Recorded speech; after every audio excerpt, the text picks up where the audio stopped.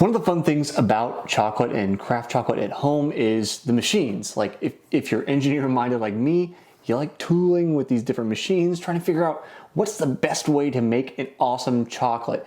And one of the things I did, if you saw my last video, is I made a homemade conche. And I'm not talking about a refiner, I'm talking about a conche. So today, I'm gonna talk about what I did, how you can assemble one yourself if you want to, and why the heck we would spend the time to have a separate machine aside from our melanger at home.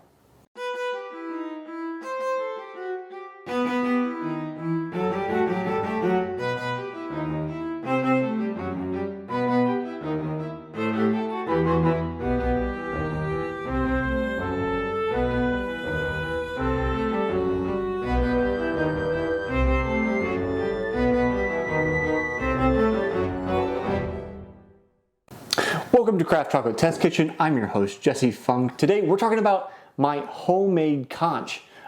In the last video where we talked about the roasted versus raw chocolate bars, I mentioned that I made a homemade conche and I used it on both the bars because in that experiment they need to be even. We need to do everything the same to make sure that when we're tasting them that it's all going to be like for like. We didn't have any weird different processes for one or the other. So if you want to know about how they tasted, why you would do one or the other, again, subscribe, check that out here in a minute.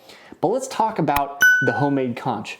So what this setup is our sous vide machine combined with a high shear lab mixer.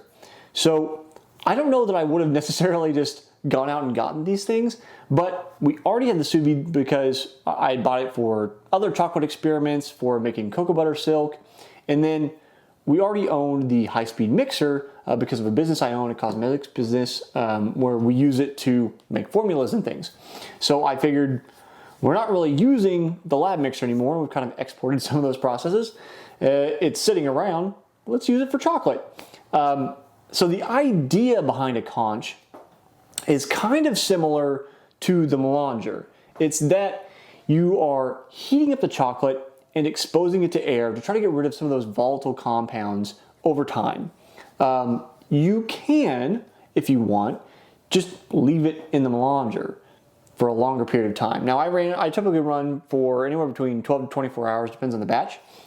These bars I did bean and sugar only, which ended up in these really like thick, kind of annoying blobs in the melanger to start with until the oils kind of got expressed from the beans. So it took a little bit longer to refine these bars than some of the other ones that I do. But I took them off, put them in the conche. And the reason I did that is, one, I'm just curious. Does it make a difference? Does it make a difference that I go that direction? One of the things I learned about when I learned about like formulating for cosmetic stuff, talking about lotions and shampoos, lotions in particular are interesting because they're an emulsion, which means they're a mixture of water and oil, and they don't like to mix. That's why you need a thing called an emulsifier that helps bond them together so you get one thing that all sticks together, a homogeneous mixture. So one thing that happens when you put an emulsion in a high shear environment is it helps make that homogeneous mixture, which is where everything is spread evenly. So it's the same idea with the chocolate. When we take it out of the melanger, yes, our particles are small enough that we can't really detect them on our tongue. So they're smooth. That's great.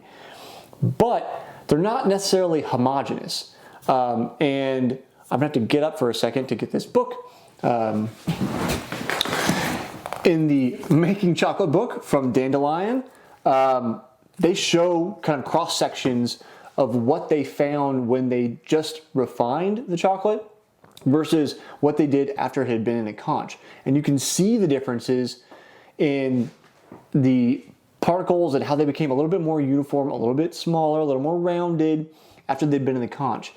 There's something that happens with that high shear, both in developing the kind of size of the particles and making them more uniform, as well as distributing the fat around those particles so that you get a smoother texture overall. And you're not going to get that in the refiner, in the melanger. And the reason is it's just not built for that. It's built for crushing. It's not built for high shear mixing. And that is why I wanted to go and build this kind of homemade conch. Now, one of the drawbacks of my conch is that right now, I can really only do about a kilo at a time. So I can't even do a full melanger worth. Now, I like to do kilo batches, so it kind of works out for my workflow.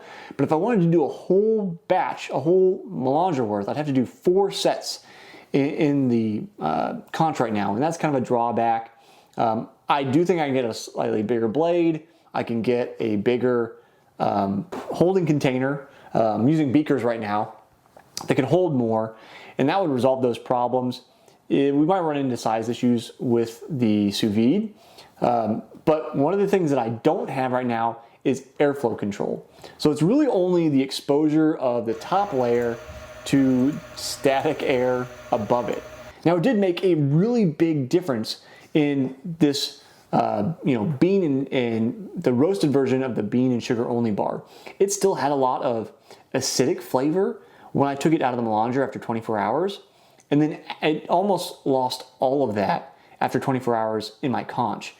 Very, very basic process, but what I would be interested to see is how extra time in the conch or higher shear or higher temperature would affect that end flavor. I would not say that this bar is quite as nice as dandelion stuff, but I would probably say it's trending that direction because of that extra process, and I think the conch makes a huge difference. So let's talk about price if you want to make this yourself. If you didn't have this and you didn't like me for whatever reasons, have a business already doing this, this setup would cost somewhere in the neighborhood of $500 to $550. I would not get it unless you've probably been doing chocolate for a while and you really want to take your chocolate to the next level and have a lot more control over that flavor refining process.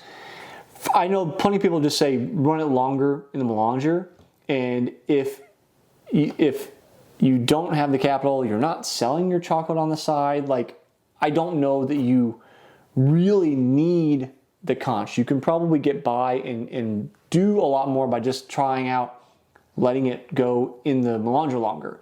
But you get so much more control if you want it when you go with the conch, because with the sous vide, you get to control the temperature. For these, I did 135 degrees, 800 RPMs on the mixer. It goes up to 2000 RPMs, and I can crank up that temperature in the sous vide as well. I know conching is kind of a mysterious process that a lot of makers don't talk about, but the ranges I've seen is anywhere between like 125 and 180 degrees for the conching process. So there's a lot of range for experiment and a lot of ways you can control that end mixture, as well as what I'd love to do in the future, and we'll see whether I get around to this, is I'd love to build a ball mill to grind faster and then go to conch and see what kind of flavors we can get out with that. So that's why I'm using the conch now. I think I'm going to be using it more and more because it really ends up, I historically don't like these 70% bars. But I've been chomping on these. I've been really satisfied with it. And I don't know that I can go back. I think I have to continue forward just using the conch after the melanger and spending the extra time to make a better product. So if you like talking machinery, you like talking craft chocolate, stick around with me for more episodes in the future. Hit that subscribe button, and I'll see you on the next episode of Craft Chocolate Tech Kitchen.